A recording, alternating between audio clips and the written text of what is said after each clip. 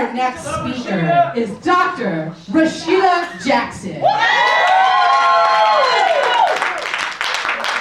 right, everybody, good afternoon. First thing we're going to do is we're going to do a self-awareness practice. So I need you to look at the back of your hands, and I need you to tap, tap, tap. Anytime I say anything that resonates with you, you can put your hand under the table if you don't want people to know. Tap your hand, because I'm going to make you aware of some things that I'm going to speak about today. I'm going to talk about being limitless. How do you build a limitless lifestyle? How do you build a limitless business or a relationship? And in order, limitless can mean whatever to you. It means something different to all of us. You define it. There's no right answer. There's no wrong answer. Right? There's no right answer. There's no wrong answer. But I want to introduce you to someone that taught me how to live limitless. There's a young girl that grew up in rural North Carolina. Anybody from the States know where the backwoods country is, right? In a small town where there were more swine in the county than people. Right? 2 stoplights, 1 blinked after 8 p.m. All right? Somebody can relate. I like that, right? She grew up being raised by a single parent, by her mother, who worked 2, sometimes 3 jobs to take care of her and her younger brother. What she understood is that work ethic was important, right? That you're going to have integrity, you're going to be honest, you're going to treat people well, because we do unto others as we what? Do unto you. As you would have them to do unto you, which is the golden rule of life. No matter who you serve, who you pray to, or what you believe, you do unto others as you would what? Y'all gotta talk to me, because I'm a preacher. Y'all have to answer, okay? All right. You do unto others as you would have them do unto you. Now listen, there were no college degrees in that house. There was no fancy homes, no fancy cars. There was no Facebook, Instagram. There was none of that. There were no silver spoons. Just work ethic and just enough to live. That means just enough to buy food. There was no cable, none of that. Backwoods, right? Yeah. In that setting, most people would find that the mind starts to bind you up. You start to look at things, and by what you're taught or what you view life that way. And so limitations could be the lot, right? This young girl goes on to have her first child at 16. Survivor of molestation and rape. Put your hand under the table if you don't want people to know. Growing up in a house where we didn't talk about it, because what happens in this house? Stays in this house. Somebody knows what I'm talking about today. Stays in this house. There was not a lot of I love yous. I didn't grow up in Jamaica. I grew up in the States, but the people are Geechee Caribbean people, right? And so that young lady witnessed limits everywhere, but her mind dreamt in color. Her mind took her to bigger and better places. So at the age of 16, she had her first child. At the age of 19, she had her second child. At the age of 19 as well, she graduated from community college with a licensed practical nursing degree, because she dreamed in color. Society would have said that that young lady was a statistic, was not supposed to be anything, was not supposed to go anywhere, was not supposed to experience anything other than raising those children and living the life that she witnessed. She got married at 24 to a pastor. Praise the Lord. She got married at 24 to a pastor. Over the span of 15 years, she raised 7 children while co-pastoring a church. And she got divorced at 40. I am Dr. Rasheda Jackson. I am that young lady who lives a limitless life. I'm still growing, still believing, still trusting. I am a corporate executive. I was a corporate executive because I quit, but y'all understand what I'm saying. I was a corporate executive of 20 plus years. I was one of those 1 in 16 in the C-suite where I was a unicorn. I was the only woman and the only African American in most of the environments that I walked into. Let's do it. I love it. It resonates, right? Yes. I am the author of 11 books, 5 published books, 6 ebooks, one of which, if you scan this barcode, you will get an instant download that will give you a journal that walks along with what I'm going to talk about today. There's one for men and one for women, because I coach men and women in the executive space. I teach them how to give executive presence wherever they walk. We command a room when we walk in. All right, I am the CEO of Be Free Tax and Business Services, where I coach small entrepreneurs to start business. I do the grassroots works with them. I'm not just coaching them, we are doing it. We're building, and then I send them to a coach, because sometimes I just don't have the energy. I am the co-founder and COO of Be Free University, where we teach people how to live life on their own terms. We break the curses of generational wealth, and we teach people how to build it by owning the land. All right? I am also, I just told you, I'm an author, I'm a mother, I'm a friend, I'm a sister, I'm an aunt, and I'm a grandma, which is my favorite title of all. She is the best thing since sliced bread. Absolutely. So we're going to talk about the bag today. Now, most people get your bags. Where your bags at, girls? Get your bags. We're going to talk about the bag today. Every woman has a bag, or she has a bag that she's dreaming about, right? And that bag costs us some money, or it's got some money in it, or we need some money in it. If you need some money in your bag, I need you to talk to that bag today. Because we're going to tell that bag that today is the day that you believe. Today is the day that you believe,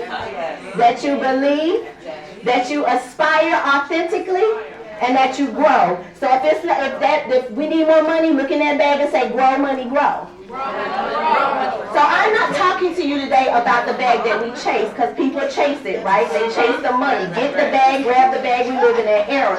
The reality of it is the bag is where the money resides. But it's not where we reside. So let's talk about attraction as opposed to chasing. It will chase you when you allow it, right? So the first in my B.A.G, the first in my bag is belief. We see it all the time. How many of you have seen someone or heard someone say, people don't support me? Nobody supports my business. My family doesn't show up. Okay, blah, blah, blah, right? I'm going to teach you something about that. They don't believe you. They don't believe you. Many times we are afraid to share what we do with a stranger, with a person that comes within 3 feet, 6 feet in this post-panty world. Somebody 3 feet, 6 feet. We need to share. We need to tell people what we do. But what happens with belief, the opposing force to belief is fear. Yes. It's fear. Fear was not designed for your mind or your spirit. Fear was designed to keep your natural physical body safe from harm. The gut instinct says, danger, danger, danger. But what has happened is we allow it to control this, the mind. And when fear controls the mind, we get stopped. Sales are hindered. Business people, where are my entrepreneurs? Your sales in your business are hindered because of past experiences. Anybody ever been rejected? Been told no? If you don't break the curse of no, you will be afraid to sell. Nobody makes money if you don't sell anything. That's right. That's right. You just don't. The next thing is the confession of our mouth. We have what we say. We call sickness to ourselves. We call disbelief to ourselves. All of these things because we are trained through limiting beliefs as children to do so. So one of the things I teach my executives to do is this is cancel, cancel. Anything that you can't stop from coming past your teeth, you need to cancel it. You need to draw it back, cancel it out, and just say, that was not my thought. Those were not my words. I do not believe that. The confessions of your mouth have to align with what you believe for your right now and your future. People will support you when they believe that you believe. I followed Taria for probably 7 years or 8. I believed her all the time, but I didn't believe that I could collaborate with her. But through that collaboration, I stand here today.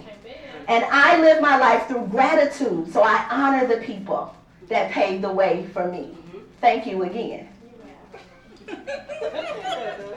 But you've got to believe. If you want your bag to grow, you've got to believe in you. I will support you. I will show up. I will work with you if I believe that you believe. But when you're saying, oh, I got this little business, and I'm doing a little bit, I'm coaching these little people and I'm doing this. No. Dreamers, wake up. Every one of you that started a business, every one of you that are coaching other people, and you may be doing it through your own experience, you dreamt that. But what happens with us in the entrepreneurial space, we're okay with what we accomplish, so we get comfortable. We're like, yeah, I got this, girl. I'm done. I'm done. No, you're not. In order to get to the A, aspire, you have to dream again. Wake up, dreamers.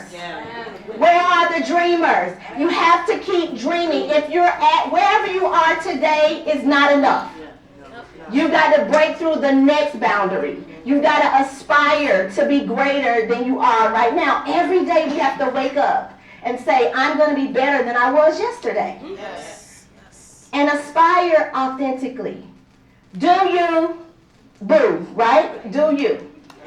Most of the times we set goals that align with what we believe society wants us to be or wants us to do. But if you set goals that resonate with you authentically, you will work harder, you will enjoy what you're doing, you will work intentionally, and you will collaborate on purpose. Yes. But when you are not in your authentic belief about yourself, you got comparison, comparison, comparison. And you have to avoid the comparison trap. It's detrimental to your growth. Why do horses wear blinders in a race? So they don't see what's on their left, they don't see what's on their right, they have to be focused. And if you stop and listen, if you stop and you start looking to the left, you say, oh, I'm not as pretty as her, I'm not as tall as her, I'm not as short as her, I'm the wrong ethnicity. What happens? You get stopped and you get stuck, your momentum slows. The blinders are for your momentum. Aspire authentically to be the best version of yourself that you can be. Put them on. Let me see your blinders. Y'all with me? Put them on. Blind. If you ever compared yourself to somebody else, tap. Tap. Tap. You have to find what makes you, you. What makes you it? Because I'm the it in my space. Are you the it in your space? Oh, definitely. The Bay Area is the it, wherever they show. What makes you you? There, all of us, we have coaching spaces. We may be authors and books. What makes you stand out is your authentic self. The last letter in my bag is the G, growing graciously. It has been the resounding message of this entire conference for us to give ourselves grace. You don't have to be perfect. You don't have to do everything. And you don't have to do it all right now. No is your grace word. Learn to tell people, practices, things, and places no, because you have to make space for yourself. You have to grow graciously, and gratitude has to be the tool of growth. You must be gracious to those that have paved the way for you and to that one being in this world, God himself, that gives you life and breath. Be gracious for that because it's a gift. Life is a gift to be lived, to be enjoyed. Grow graciously. Some people say age gracefully, but I'm not aging, I'm just getting better. Where are the women at? We're just getting better. Right? We learned through some experiences, we've been through a few things, we are getting better. Let's look at it this way. Gymnastics, it's a huge team of individuals. Everybody is on their own mission to do what? Become legendary. Myron Golden says, if you want to be legendary, work with all your might. In the world of gymnastics, those young people work with all of their might. But you know what? They believe that they can be legendary. Do you believe that you can be legendary? Yes.